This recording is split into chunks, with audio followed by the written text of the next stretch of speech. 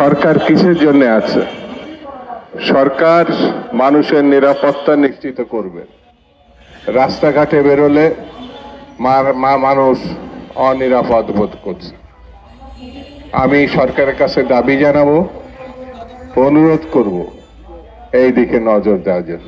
অনির্বাচিত সরকার না, নির্বাচিত সরকারই গণতন্ত্র প্রতিষ্ঠার নেতৃত্ব দিতে পারে। যদি গণতন্ত্র প্রতিষ্ঠা না হয় তাহলে স্বৈরতন্ত্রের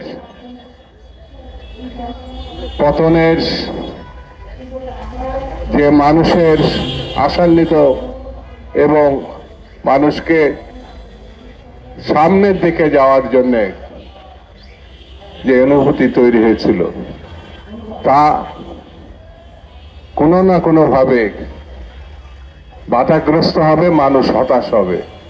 সেই জন্য আজকে যারা সরকারে আছে তাদেরকে মানুষের পাশে দাঁড়াতে হবে। নির্বাচিত সরকার প্রতিষ্ঠার যেসব কাজকাম সেগুলো তৈরি করতে হবে। কোনো দল বিশেষের কথায় নির্বাচন পরিচালনার জন্য ডিসি, এসপি এবং নির্বাচন সংক্রান্ত ব্যাপারে যারা থাকবেন সেটি যেন না হয়। সেটি হলে দেশের গণতন্ত্র আশাহত হবে মানুষ। মোনালিসা হেভি ফ্লো 15 পিস প্যাকেটের সাথে 8 পিসের একটি প্যাকেট একদম ফ্রি।